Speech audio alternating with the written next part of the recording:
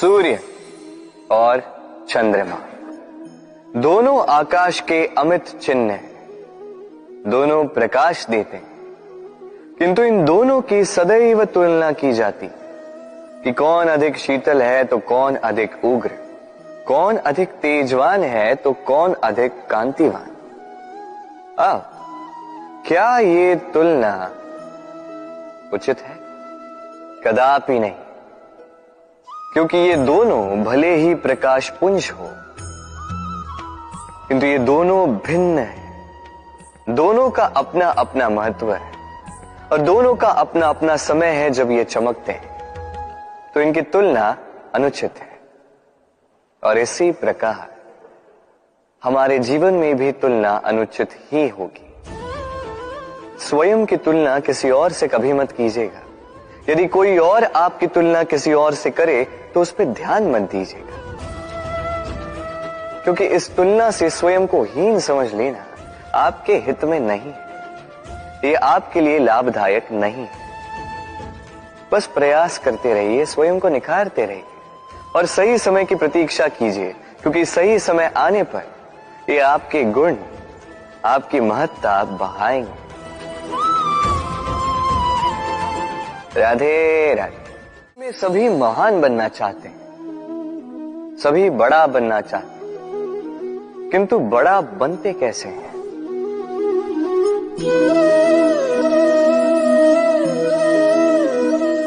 ये मेरे हाथ में क्या है? राई का बीज? नहीं, ये बरगद का बीज है। इतना छोटा कि बड़ी सरलता से अन्य बीजों में घुल मिल जाता है, बड़ी सरलता से धरती में समा जाता है, किंतु जब ये वृक्ष बनकर उभरता है, उसके पश्चात जब गिरता है, समस्त वातावरण को हिला देता है। कुछ इस प्रकार बड़ा बनिएगा, बरगद का बीज, बरगद का वृक्ष। और यदि जीवन में आप इसी प्रकार बड़ा बनना चाहते हैं, सर्वप्रथम अपने अहम को, अपने अभिमान को छोटा कर दीजिए, इतना छोटा कि आप सबके साथ बैठ सके, किंतु भीतर इतना बड़ा बन जाइए कि जब आप उठें कोई और बैठा ना रहे। राधे राधे। हम में से ऐसे कितने हैं जो भय से भयभीत होते हैं, कोई भी बड़ा कार्य करने से पूर्व थोड़े असंतुलित होते हैं? लगभग सभी, है ना? प्रत्येक व्यक्ति के मन में यह भय जागता ही। अरे इसका अर्थ मेरे विचार से यह है कि भय, ये भाव बुरा नहीं, क्योंकि यदि यह भाव बुरा होता तो क्या ईश्वर इस भाव को सभी प्राणियों में देते? भय ये भाव हमारे लिए अच्छा है, आवश्यक है। स्मरण रखिए, कोई भी कार्य करने से पूर्व यदि मन में भय उत्पन्न हो जाए तो इसका अर्थ ये कि उस कार्य को करने में अनेक संकटों का सामना हमें करना होगा, और इन संकटों का सामना करने के लिए हमें साहसी बनना होगा। बस इतनी सरल सी बात है। मन में साहस जगाकर चलिए इस भय की यात्रा, क्योंकि ये भय ही है जो आपको अपने लक्ष्य को पाने की प्रेरणा देगा, आपको शक्ति देगा। तो इस भय से भयभीत मत होइएगा, इस भय को साधिए और मेरे साथ प्रेम से कहिए, राधे राधे। जीवन में जब भी किसी समस्या का हल हम खोज नहीं पाते, तब हम क्या करते हैं? हम जाते हैं ईश्वर के पास, सहायता की प्रार्थना करते हैं, मार्ग पूछते हैं, है ना? किंतु क्या कभी आपने ये सोचा है कि किसी पत्थर को ईश्वर की मूर्ति बनने के लिए भी कितना परिश्रम करना पड़ता है? कितनी बार हथौड़ों की मार सहनी पड़ती है, छेनी के घाव सहने पड़ते हैं, तब जाकर हमारे समक्ष वो भगवान के रूप में प्रकट होता है। तो जीवन में ऐसी छोटी छोटी बातें ईश्वर से मांगने में अपना समय नष्ट ना करें। प्रयास कीजिए, पुरुषार्थ कीजिए, संघर्ष कीजिए, सब मिलेगा।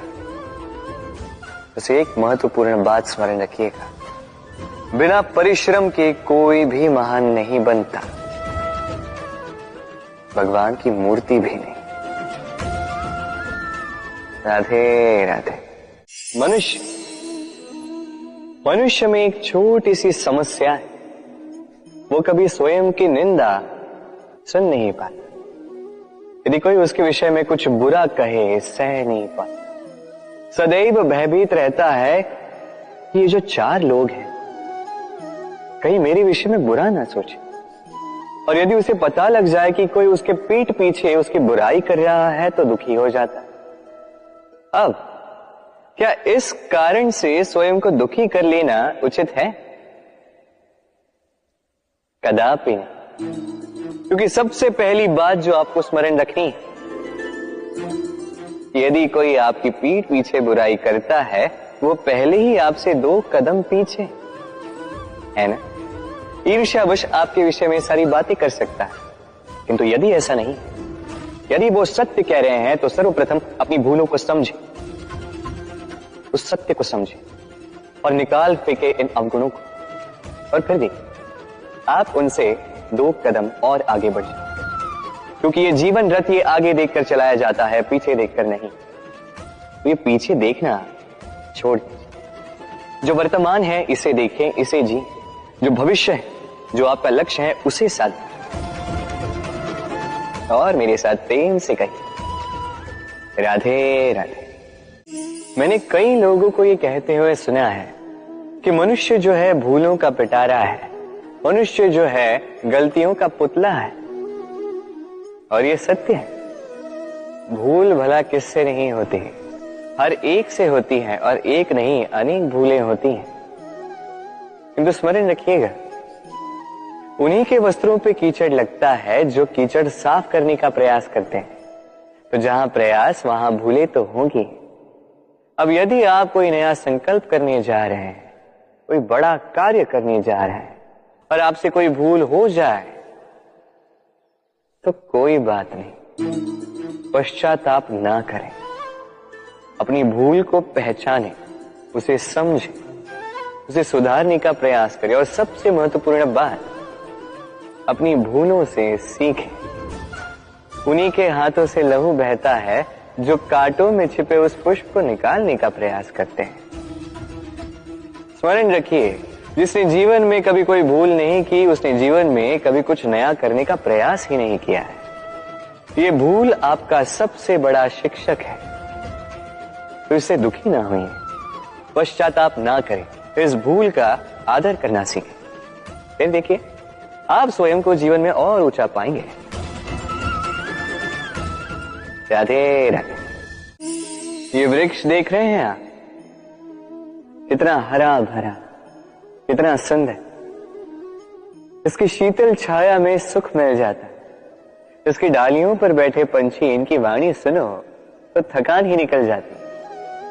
किंतु क्या ये वृक्ष आरंभ से ऐसा ही था? क्या ये सदा ऐसा रहा? नहीं।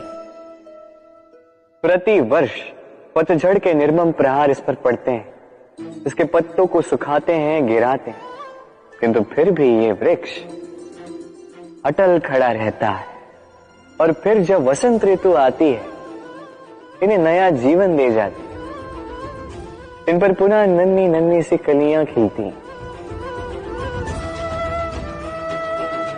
इसने पतझड़ का सामना किया, इसलिए आज ये हरा भरा है।